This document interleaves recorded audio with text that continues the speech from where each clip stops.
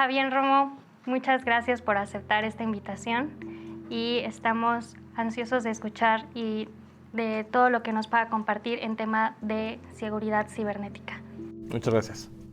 Para comenzar, ¿podría contarnos un poco sobre su profesión, su formación académica a lo largo de estos años? Sí, yo estudié la licenciatura en actuaría en la Facultad de Ciencias de la Universidad Nacional Autónoma de México y cuando empecé, de hecho, mi licenciatura, también ingresé como becario en la Dirección General de Cómputo y Tecnologías de Información y Comunicación, que en aquella época se llamaba la Dirección General de Servicios de Cómputo Académico, en la cual me desempeño actualmente como técnico académico. Súper interesante. También sabemos que usted es responsable de este programa educativo llamado CEPA Cómputo, que precisamente se dedica a la educación continua y a distancia en cómputo y telecomunicaciones, que ya lleva más de 300 episodios, con más de 20 años de transmisión, que es un gran logro. ¿Cómo se mantiene al tanto de las nuevas estrategias, de las nuevas tendencias en materia de seguridad cibernética y en general de las tecnologías de la información? Bueno, sin duda es un área muy apasionante. Yo creo que independientemente de haber estudiado actuaría por mi pasión por las matemáticas, siempre me llamó también mucho la atención la parte del cómputo y las telecomunicaciones, que se ha desarrollado de manera muy notable en los últimos 20 a 30 años. Cuando yo empecé como becario en la universidad, pues hablábamos de computadoras personales que difícilmente estaban conectadas entre sí, las redes locales eran algo muy extraño, el flujo de información entre los equipos era a través de dispositivos removibles, los famosos discos flexibles. Si bien no soy de la época de las tarjetas perforadas, ya no las alcancé, sí de los discos flexibles. Y la cantidad de información que se manejaba era realmente muy pequeña si se compara con lo de hoy en día.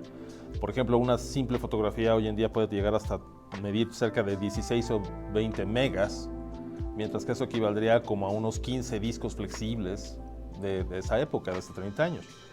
Esto da una idea más o menos de cómo ha evolucionado, no solamente la parte del almacenamiento, sino fundamentalmente la parte de la seguridad, porque hay más información, estamos más expuestos a más información en todos los sentidos. Es lo que se denomina la superficie de contacto. Y no solamente me ha pasado a mí, nos ha pasado a muchos miembros de la comunidad universitaria que, aunque tenemos una formación distinta a la de las tecnologías de información y comunicación, es un área tan noble y tan flexible y además tan disponible que hoy por hoy es muy sencillo acceder a una cantidad de información al respecto de nuevas tecnologías, soluciones, pero también la parte contraria, que son los riesgos. Y eso es lo que siempre me ha llamado la atención, cómo podemos proteger más esta exposición que tenemos a la información, no solamente la que generan otras personas, sino fundamentalmente nuestra propia información, como son nuestros datos personales, los trabajos, las responsabilidades, los datos que están bajo nuestra cobertura o nuestra área de influencia. Y en ese sentido, la actualización en materia tecnológica pues es diaria. No es algo que, bueno, me voy a esperar 6 meses a ver qué es lo nuevo que sale. Esto demanda constancia y perseverancia en estar siempre diario investigando sobre nuevas tecnologías, nuevos riesgos, nuevas amenazas, cosas que se descubren y que vemos que se están acelerando y exponenciando por el tipo de tecnologías que están presentes hoy en día. Hemos hablado anteriormente sobre qué es la ciberseguridad, pero ¿qué problemas son los que resuelve la ciberseguridad? ¿En qué nos beneficia? En sí es un tema muy sencillo de entender. La ciberseguridad está enfocada en 3 elementos fundamentales con relación a la información. Garantizar su confidencialidad, garantizar su integridad y garantizar su disponibilidad. Viendo la información como si fuera un patrimonio, como si fuera un bien, así como hablamos de los bienes materiales, como un auto, una casa, un edificio, o bienes financieros, como pueden ser inversiones, dinero, metales preciosos, etc. De la misma manera es como se debe de proteger la información. Y eso es lo que hace precisamente la ciberseguridad. Se enfoca en esos 3 pilares. Por un lado, garantizar que la información se mantiene confidencial, particularmente la que más lo amerita, como lo hemos dicho, los datos personales o los datos que involucran la estabilidad de un negocio, de una empresa o de una nación. La integridad de la información, esto es, que no sea información trastornada, viciada, alterada, falsa, sino que realmente sea información verídica. Y tercero, que esté disponible, que no se oculte y que se pueda acceder a ella de acuerdo a las condiciones en las cuales fue creada esa propia información. Para mantener estos 3 pilares intactos, ¿qué medidas de ciberseguridad son las más comunes y cuáles no son tan comunes, pero siguen siendo igual de importantes y que debemos implementar día a día? De la misma manera podremos identificar 3 categorías principales de medidas de ciberseguridad. Las llamadas medidas preventivas, las que son reactivas y las de correctivas. Las preventivas lo que buscan es eso, evitar que ocurra algún incidente, algo que altere esa confidencialidad, esa disponibilidad o esa integridad de la información. Existen múltiples medidas preventivas. Por ejemplo, desde encriptar la información, no lo hace todo mundo o sí lo hacemos pero no nos damos cuenta. Por ejemplo, muchas de las aplicaciones que corremos hoy en día en nuestros teléfonos móviles o en las tabletas o en las computadoras, por omisión, por default, ya encriptan la información. Y ni siquiera nosotros como usuarios es algo que debamos de seleccionar o no está a nuestro alcance elegirlo. Ya viene así. Toda la información en tránsito, por ejemplo, en una transacción bancaria, está encriptada. Esa es una medida preventiva, porque lo que procura es evitar que alguien que en el medio esté tratando de robar, por ejemplo, nuestra contraseña o datos críticos al respecto de nuestras inversiones o nuestros fondos monetarios, pueda verlo en lo que se llama en claro o en plano. La información está revuelta, es eso que está encriptada y solamente con una cierta clave, en este caso disponible del lado del banco, se puede acceder a esa información. Ese es un ejemplo claro de medida preventiva.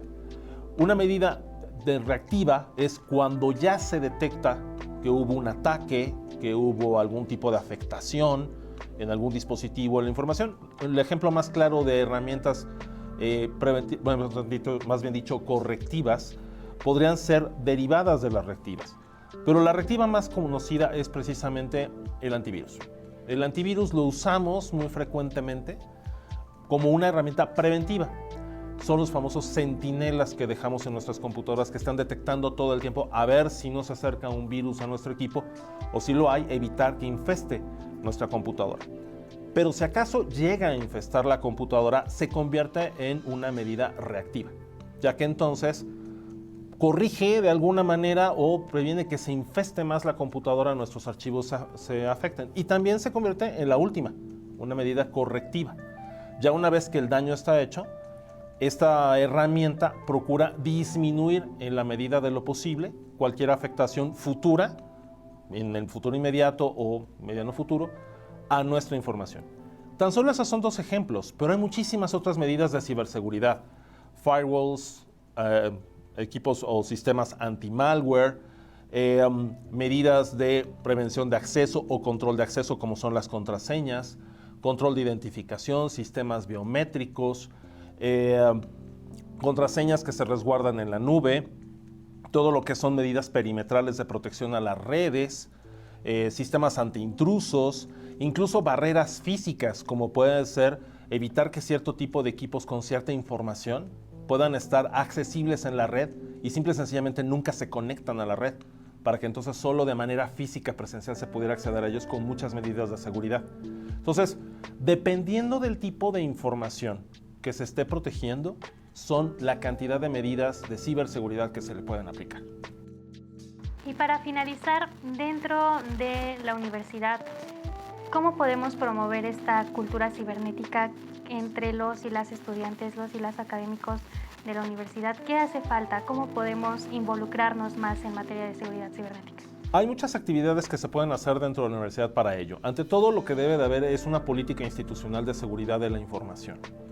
Y eso implica no solamente decir qué protecciones se le deben de poner a los centros de datos y a las computadoras o a las tabletas o cómo se usa de manera segura la red inalámbrica. Bueno, por supuesto que debe de estar, pero no es lo único. Debe de haber también estrategias de formación y de capacitación en donde se concientice a la comunidad universitaria, no importando su profesión, no importando sus áreas de especialización o de investigación, cuáles son las mejores prácticas, cuáles son las mejores tecnologías que puede aplicar para protegerse así y proteger a los demás en cuanto a la integridad, confidencialidad y disponibilidad de la información. Eso en un primer lugar. En segundo lugar, es importante crear recursos educativos que pueden ser talleres, seminarios, conferencias y de manera permanente. Más aún, punto número 3, el hecho de que en todas las carreras y en todos los niveles de estudio que imparte la universidad existan temas, si no es que materias completas en cuanto a manejo de la información y seguridad y protección de la información, de manera reglamentaria. ¿Por qué? Porque es con lo que trabajamos todo el tiempo. Entonces, otro elemento importante es que la propia institución dé los recursos, establezca la infraestructura y todos los elementos necesarios, tanto humanos como físicos y tecnológicos, para proteger a la comunidad universitaria en cuanto a la integridad de su información, la protección de los datos personales, algo en lo que ha avanzado muchísimo la universidad, y que impacta en otras áreas, por ejemplo, en el ámbito de género. Y ese tipo de datos deben de estar también perfectamente protegidos. Todo como parte de una política integral. Entonces creo que ahí, sin lugar a duda, la universidad tiene mucho que enseñarle a muchas otras instituciones de lo que ha avanzado, pero hay mucho por hacer. Y es más lo que hay por hacer en materia, por ejemplo, de nuevas políticas, de nuevas legislaciones, en las cuales la universidad puede colaborar con instancias de gobierno federal o local, asesorando a empresas, a otras organizaciones, a ONGs, en cuanto a cómo incorporar todos estos elementos de ciberseguridad para que su operación y funcionamiento sean mucho más prácticos, seguros e integrales. Muchas gracias, Fabián Romo, por su tiempo y por darnos y compartir toda esta información que nos ayuda para seguir promoviendo y divulgando la seguridad cibernética. Muchas gracias. Gracias a ustedes.